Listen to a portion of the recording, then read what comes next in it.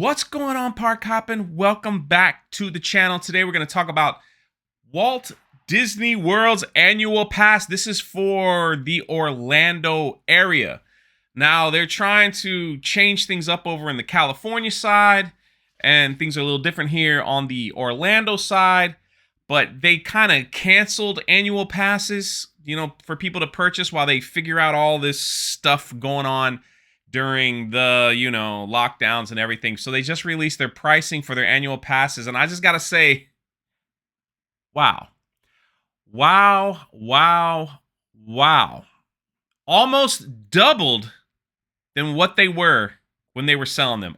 Just about doubled, at least for me, when they were selling them. Now, this is even crazier because this price is for Florida residents. Florida residents usually get the lower price, and also Florida residents has the option to pay monthly when other people outside of Florida don't. So it seems like they're trying to do a few things here with the new app that's coming out and the prices of these annual pass. It looks like they're trying to do a few things, cater to the more wealthy people, and also thin out the parks a little bit so they're not overcrowded. I guess they feel that people with more money will vacation more at Disney. If there's less people, they can get things done, etc., etc. So by making some of these annual passes very expensive, they could be doing some crowd control. I understand the thinking, because that's what it looks like on paper. Less people have the annual passes. The people that can afford them have it. They show up. They'll spend more money because they're having a better time. I mean, I guess that looks good on paper. But look at these prices here. Thankfully, I mean, for me, I do have an annual pass. For what it's worth, living in Florida, it's good to have one because Disney owns like a big chunk of Orlando, and you can go to restaurants and certain stores and even movie theaters and use your annual pass and get discounts. So a lot of times it pays for itself. But I paid like $700 for the year. Now, what I got for $700, no blackout dates, like 20% off, lots of stuff discounted in the parks, outside the parks, different areas, restaurants, theaters, bowling alleys, things like that. You get discounts with having the pass, free parking, all that stuff. That's what I got. So I basically could have gone to Disney anytime I want. Just show up and like, here's my pass, let me in, no parking, things like that. But it seems like they understand that, so that once you buy an annual pass, people go, go, go, go, go. They're not making the money that they thought they could make. Here we go. The Disney Pixie Dust Pass is $400 plus tax. It's $20 a month after a $205 down payment. You can pay it all at once, or you can make monthly payments.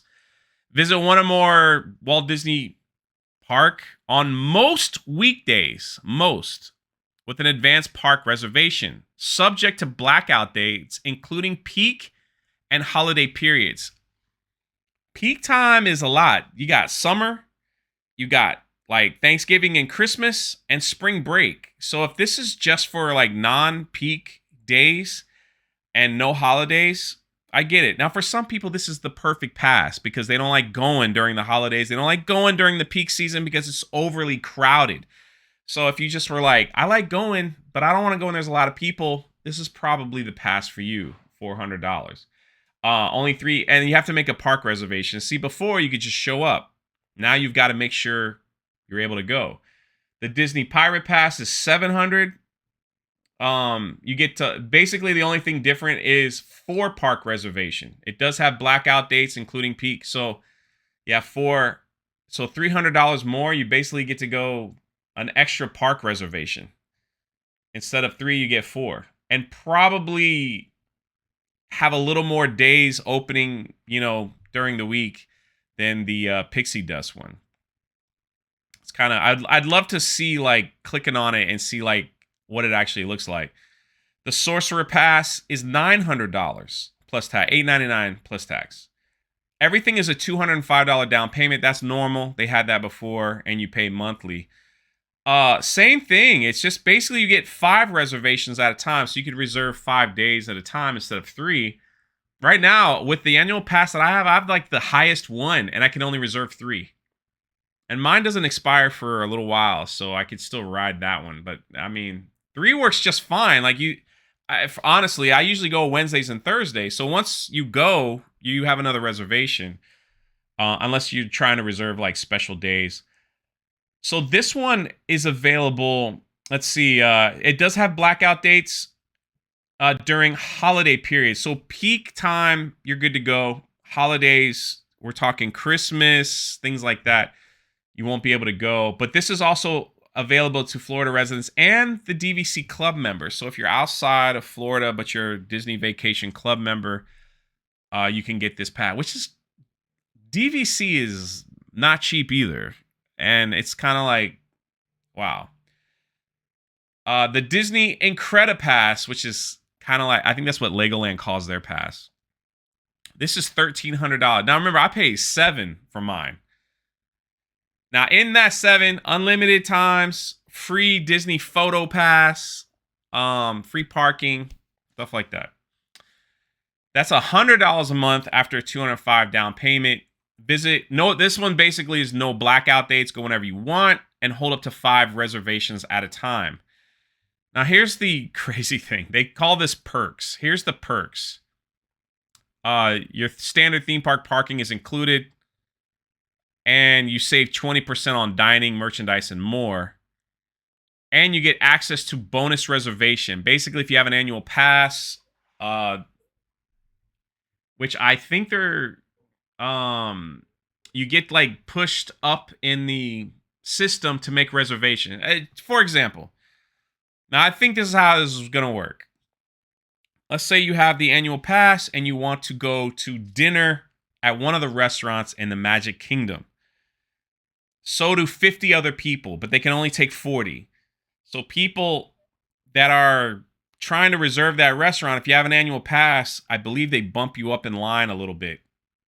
Also, if you pay for the Disney Plus app, they bump you up in line. So basically, people that can't afford an annual pass or the Disney Plus app, good luck. Good luck. Customize your pass with different options, including Disney Photo Pass downloads and water park and sports option. Now, the annual pass that I have included water parks. It's not included anymore. You can add that as an option. The annual pass that I had, it was $700 plus, also included photo pass. And I have to be honest. I take better pictures at the parks with my phone.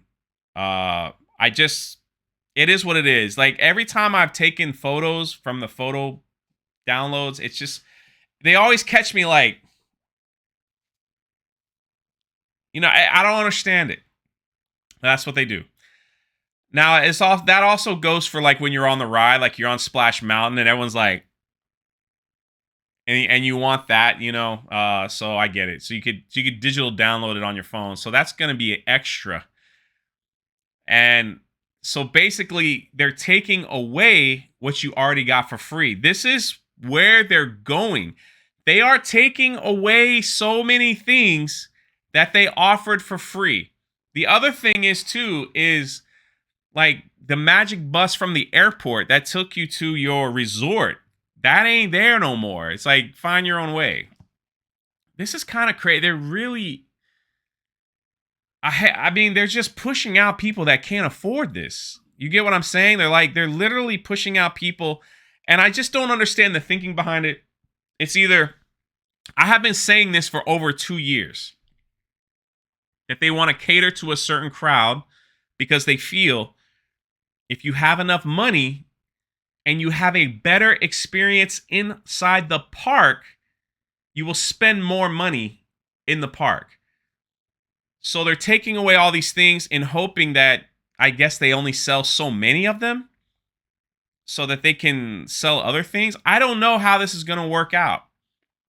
I honestly don't know. If to compare Universal's annual pass, I just recently bought a Universal Annual Pass. Okay, what you get with the Universal Annual Pass. I got the highest level you can get. The highest level, all right? I paid $470 for 1 year. With that annual pass, I have free fast passes on all the rides starting at 4 p.m. every day. So that's why I like going around 3. I live stream, and then at 4, I can ride on the rides by going through the fast passes from 4 to 9 or however late the park is open. I get 1 free Halloween Horror Night ticket on select days, and there's a lot of days. Basically, I don't have to make a reservation. I just show up for Halloween Horror Nights on the select days, and they just let me in. Now, those tickets are like close to $100 on certain days, and that's free.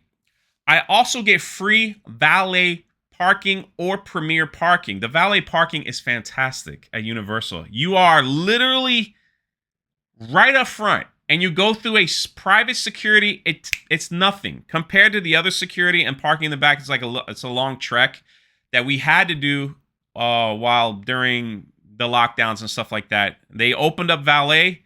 It's glorious. Valet parking is $75 at Universal. But with the annual pass, it's included. It's included. And you get to go like right up front. You know what I'm saying? And go through the special security. And it takes nothing. And you're right there. Disney ain't offering all that. They basically saying free parking. That's what it was before. 20% off dining. That's what it was before. It doesn't sound too incredible. I don't know what they're thinking. Either they sat back while everything was closed and said, we got to do something. We're overcrowded. We need to make more money. We're losing money. Blah, blah, blah. Whatever it is, that's what's going on, I think. And so now, just for example, if I spend $1,300 plus tax on the Incredipass, all right, then if I want to like get fast passes, I gotta pay extra. Like there's like as more of this information is coming out, it's like a day, so it's like $17 roughly. They haven't released the official numbers, but this is what they're saying. And then you go out and you get fast passes on certain rides. On the more popular rides, they're talking about it being more expensive. And then if I wanted to use special perks on their app, I had to pay for that as well. All of which Universal, and I'm just comparing because these are the two big ones, gives you with their annual pass included. And it's not even $500 for the year. I have unlimited. I can go to the park every single day of the year with the Universal Pass. Disney, I can't. I can only make 5 reservations if I even get that reservation. So basically, I've gone on Christmas Day a few times to Disney to watch their fireworks or whatever with like friends and family. I don't recommend it. That's like the busiest day of the year. But with our annual passes, we were able to go like later, like 5 p.m. and just kind of go watch the fireworks and then just go home. So we weren't there all day sweating and walking through and everything, and kind of just enjoy a little Christmas and one of those things. We might not be able to do that even if I paid $1,300 because people are making reservations for Christmas Day as we speak. And so Christmas Day might just be packed out. They're like, we have a number now and now we're good. Crazy. And how the reservation system works is they break it up into 3 blocks. I don't know how they do it. It's like annual pass holders get like 40%. I think no. Annual pass holders like 25, ticket holders is 25, and resorts 50. It's really weird. So even there could be a time where even if you stay in a resort, you might not even be able to make it into the park on one of their busiest days. Crazy. Kind of crazy, Disney. What are you doing, man? Anyway, that's the video. Let me know what you think. I mean, Legoland's annual pass basically gives you everything for like $100 for the year. This is Jay. I will catch you next time.